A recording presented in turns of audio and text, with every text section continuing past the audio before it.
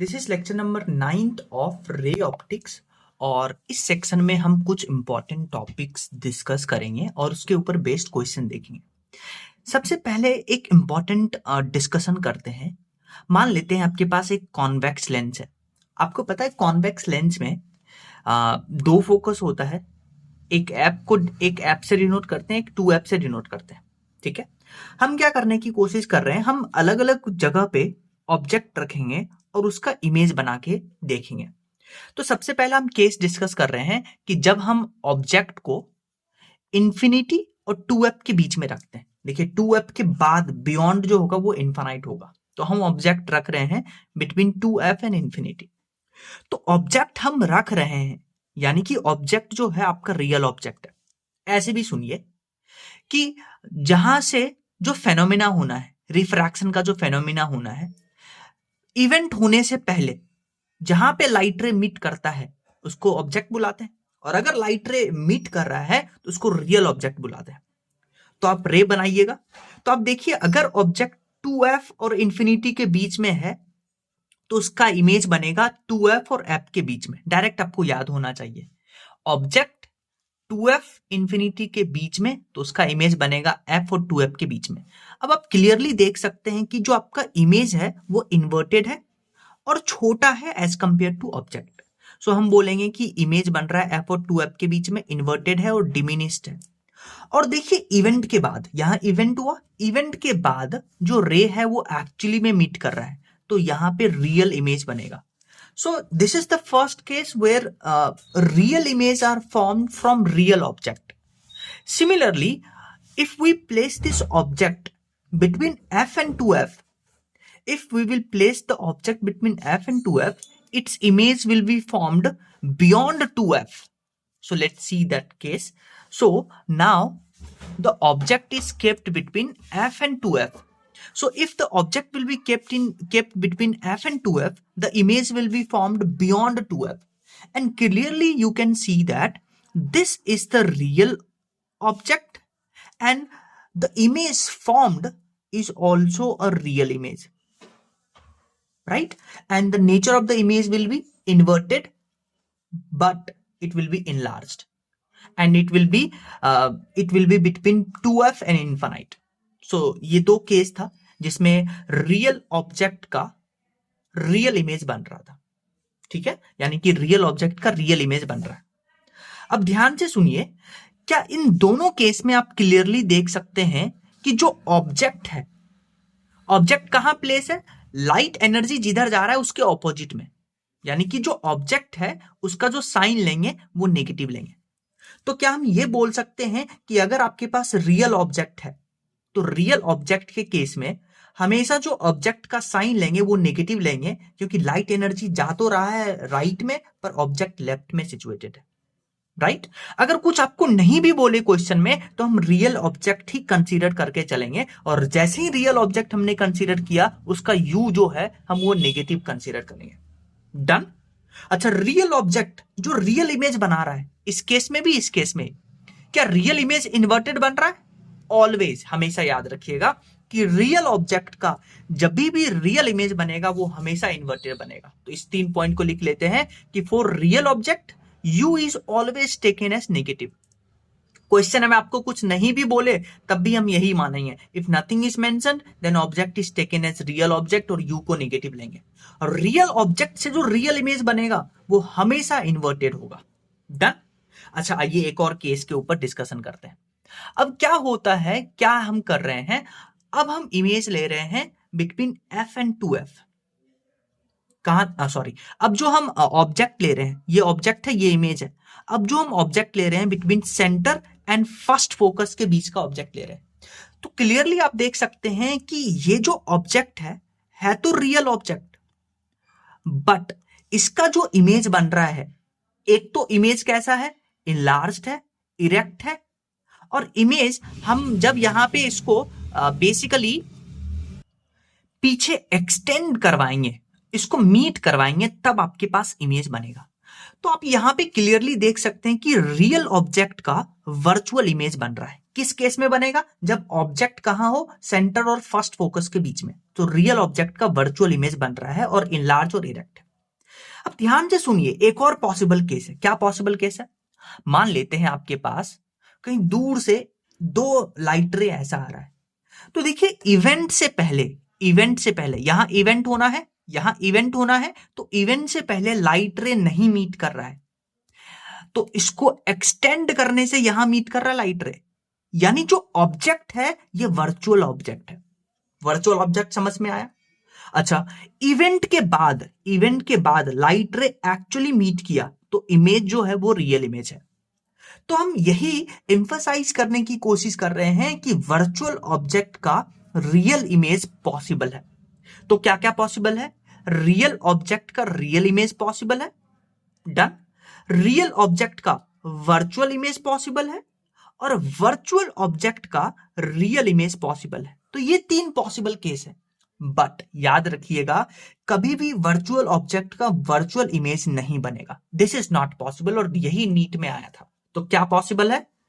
Real object का real image बनेगा, real object का वर्चुअल इमेज बन सकता है, वर्चुअल ऑब्जेक्ट का रियल इमेज बन सकता है, बट वर्चुअल ऑब्जेक्ट का वर्चुअल इमेज कभी नहीं बनेगा। डन। सो हम क्या लिख सकते हैं? हम लिख सकते हैं कि convex lens do not form virtual object virtual image combination. याद रह जाएगा। नेक्स्ट, सिमिलर फंडा अगर हम कॉन्केव लेंस के लिए लगाए तो देखिए, अभी आप कॉन्वेक्स लेंस में आप पढ़ के आए कि वर्चुअल ऑब्जेक्ट का virtual image is not possible. हाँ, वर्चुअल ऑब्जेक्ट का रियल इमेज जो होगा ये पॉसिबल है। हम लास्ट केस जो पढ़ के आए। सिमिलरली आप डायरेक्ट यहां याद रखिएगा कि कॉन्केव लेंस के लिए रियल ऑब्जेक्ट और रियल इमेज का जो कॉम्बिनेशन है इट इज नॉट पॉसिबल। तो ये भी नीट में आया था। तो कॉन्वेक्स में क्या नॉट पॉसिबल, कॉन्केव में क्या नॉट पॉसिबल, याद रखिएगा। हमेशा क्या होगा? कॉन्केव लेंस में रियल ऑब्जेक्ट का वर्चुअल इमेज ही बनेगा। ये देखिए, रियल ऑब्जेक्ट है, इसका हमेशा वर्चुअल इमेज ही बनेगा, क्योंकि एक्सटेंड कर करके हम इमेज बना रहे हैं। और इमेज कैसा है? इरेक्ट है और डिमिनिश्ड इमेज बनेगा। डन। आइए, तो ये पॉइंट याद रखिएगा। नेक्स्ट हम एक इंपॉर्टेंट पॉइंट डिस्कस करते हैं, दैट इज लेंस कटिंग। देखिए, अगर हम एक इक्वी कॉन्वेक्स लेंस की बात करते हैं तो जैसे ही वर्ड आया इक्वी कॉन्वेक्स लेंस, इसका मतलब होता है कि आपके पास दोनों जो सरफेस है उसका रेडियस सेम है, और मान लेते हैं दोनों तरफ एयर है, तो रिफ्रैक्टिव इंडेक्स 1 हो गया, लेंस का रिफ्रैक्टिव इंडेक्स म्यू है। तो क्या आप इन दोनों सरफेस का पावर कैलकुलेट कर सकते हैं? बिल्कुल कर सकते हैं साहब। पावर सरफेस का होता है, लेंस का नहीं होता है। तो दो सरफेस हैं, दो पावर होगा। आइए इस सरफेस की बात करते हैं। तो इस सरफेस में ये कॉन्वेक्स साइड है, इधर रेयर मीडियम है, तो इसका पावर पॉजिटिव होगा। और कैसे लिखेंगे? Mu minus 1 upon R. Similarly इधर रेयर मीडियम है कॉन्वेक्स साइड में, तो पॉजिटिव, और लिखेंगे same mu minus 1 into R. तो पावर पूरे लेंस का लिख सकते हैं twice of mu minus 1 into R. और पावर 1 अपॉन फोकल लेंथ होता है। ये फॉर्मूला तभी यूज करेंगे जब आजू बाजू एयर होगा, हैवी एयर, तो फोकल लेंथ आ गया R upon 2 into mu minus 1। तो आप क्लियरली यहां से देख सकते हैं, कि जो पावर है वो लेंस के रिफ्रैक्टिव इंडेक्स पे डिपेंड कर रहा है। सिमिलरली फोकल लेंथ लेंस के रिफ्रैक्टिव इंडेक्स पे डिपेंड कर रहा है। अब यहां पे क्या केस बनता है, ध्यान से सुनिए। यहां पे केस बनता है कि लेंस को हम एक बार वर्टिकली काटते हैं और एक बार हॉरिजॉन्टली काटते हैं। तो पहले हम यहां पे देखिए वर्टिकली लेंस को कट करेंगे। वर्टिकली लेंस को कट करेंगे तो लेंस कुछ ऐसा दिखेगा। डन। अगेन आपको बोला है कि पावर और फोकल लेंथ बताइए, तो अगेन मैं आपको बोलता हूं पावर सरफेस का होता है, लेंस का नहीं होता है। तो जैसे ही आप इस लेंस को दो इक्वल पार्ट में कट करते हैं तो आप सरफेस देखिए, एक ये सरफेस, ये देखिए आपके पास प्लेन सरफेस है। जैसे ही प्लेन सरफेस हो गया, इसका पावर कितना हो गया? 0। अच्छा, अगर इस लेंस का टोटल पावर P लिखते हैं, पूरा पावर, तो एक सरफेस का कितना होगा? P/2। क्यों? क्योंकि रेडियस सेम है, इक्वी कॉन्वेक्स लेंस है। तो अगर पूरे लेंस का पावर P है तो एक सरफेस का, इस पूरे सरफेस का पावर P/2 होगा। सिमिलरली इस सरफेस का पावर P/2 होगा। इतना समझ में आया? क्योंकि रेडियस सेम है, म्यू सेम है, तो ओवरऑल पावर P है। तो एक सरफेस का, क्योंकि ये जो ओवरऑल पावर है ये ट्वाइस ऑफ दिस है, तो एक का P/2 होगा। तो इस सरफेस का कितना हो जाएगा जब हम इस लेंस को, जिसका पावर p था, इस सरफेस का p/2, इस सरफेस का p/2, और ये दोनों प्लेन सरफेस है तो इसका पावर 0। तो टोटल पावर लिखेंगे तो कैसे लिखेंगे इस पूरे लेंस का? अगर हम हाफ ऑफ लेंस की बात करें तो इस हाफ ऑफ लेंस का पावर, आधा कटा हुआ लेंस का पावर p/2 प्लस 0, यानी कि इच पार्ट का पावर आ जाएगा p/2, और पावर फोकल लेंथ के इनवर्स से प्रोपोर्शनल होता है, यानी ईच पार्ट का फोकल लेंथ आ गया 2f। समझ में आया? तो एक तो ये तरीका वर्टिकली, तो वर्टिकली कट करते हैं तो क्या रिजल्ट निकला कि पावर तो आधा हो गया पर फोकल लेंथ डबल हो गया। देख सकते हैं आप क्लियरली। नेक्स्ट जो हमारे पास है, अब हम क्या करते हैं, लेंस को हॉरिजॉन्टली कट करते हैं। तो हॉरिजॉन्टली कट करते हैं तो ध्यान से सुनिएगा, पूरे लेंस का पावर था p, तो इस सरफेस का कितना हो जाएगा p/2, इस सरफेस का कितना हो जाएगा p/2। तो अगर इस सरफेस का p/2 होगा तो जब हम लेंस को ऐसे हॉरिजॉन्टली कट करेंगे तो इस सरफेस का भी p/2, इस सरफेस का भी p/2। क्यों? क्योंकि पूरे लेंस का रिफ्रैक्टिव इंडेक्स म्यू है, तो आधे कटे हुए का भी म्यू होगा, क्योंकि मटेरियल तो सेम का बना हुआ है। तो ओवरऑल अगेन इस आधे कटे हुए लेंस का पावर जो होगा वो कितना होगा, इस सरफेस का p/2, इस सरफेस का p/2, तो दोनों p/2 प्लस p/2 यानी p। यानी कि जो पहले पावर था हॉरिजॉन्टली काटने से पावर सेम ही रहा। अगर पावर सेम होगा तो power is inversely proportional to focal length भी सेम होगा। तो वर्टिकली काटते हैं तो पावर आधा हो जाता है, फोकल लेंथ डबल हो जाता है। हॉरिजॉन्टली काटते हैं पावर सेम ही रहता है, फोकल लेंथ भी सेम रहता है। जैसे आइए इस पे क्वेश्चन करते हैं। बोला आपको कि एक लेंस को वर्टिकली कट करते हैं और जो दो पार्ट बना उसका डिफरेंट डिफरेंट अरेंजमेंट करते हैं, एक ऐसा अरेंजमेंट, एक ऐसा अरेंजमेंट, एक ऐसा अरेंजमेंट। तो आपको बोला है इन दोनों का रेशियो बताइए टोटल पावर का, इन दोनों का रेशियो बताइए टोटल पावर का, इन दोनों का रेशियो बताइए। आइए, अगर टोटल पावर p है इस लेंस का, तो इस सरफेस का कितना हो जाएगा, पावर सरफेस का होता है p/2, p/2, और जब इसको कट करिएगा और ऐसे अरेंज करते हैं तो ये देखिए प्लेन सरफेस है तो इसका पावर 0, इस सरफेस का p/2, इस सरफेस का p/2, इसका 0।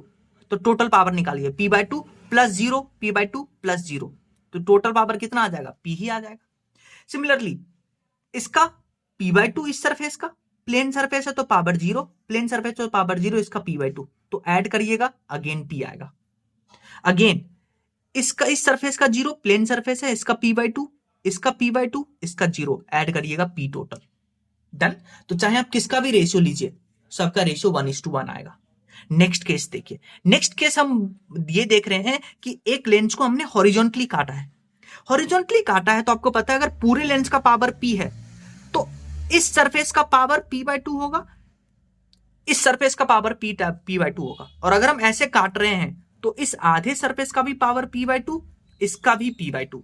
तो देखिए ऐसे काटे और ऐसे अरेंज करते हैं तो इस सरफेस का p/2, इस सरफेस का p/2, इस सरफेस का p/2, इस सरफेस का p/2, तो सबको ऐड करेंगे तो टोटल पावर आ जाएगा 2p।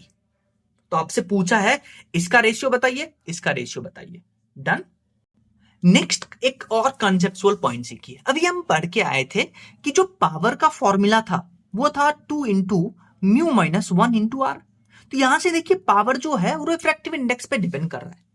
तो अब जो केस बनता है वो क्या बनता है, बोलता है कि जो लेंस का आधा सरफेस है उसको हमने कवर कर दिया है, ढक दिया है या पेंट कर दिया है ब्लैक कलर से। तो आपको बताना है कि इंटेंसिटी ऑफ इमेज, कि जो इमेज बनेगा उस पर क्या इफेक्ट पड़ेगा। तो देखिए ध्यान से सुनिए, अभी भी इमेज का ये जो पार्ट है, आधा पार्ट, इस आधे पार्ट का ये पावर p/2, इसका p/2, तो ओवरऑल जो पावर होगा इस आधे पार्ट का वो p ही होगा जो पहले था। यानी कि इमेज तो पूरा बनेगा, आधे को कवर किए हैं फिर भी इमेज तो पूरा बनेगा, बट जितना लाइट आ रहा था उतना लाइट नहीं आएगा। तो जो इंटेंसिटी ऑफ इमेज है वो डिक्रीज कर जाएगा, क्योंकि जो अपर्चर है ये पूरा अपर्चर है, अपर्चर अब डिक्रीज कर गया तो इंटेंसिटी ऑफ इमेज लिखेंगे directly proportional to area of aperture. यानी कि केवल क्या होगा, डिफरेंस किस में आएगा, ब्राइटनेस ऑफ इमेज में डिफरेंस आएगा, बाकी इमेज पूरा बनेगा।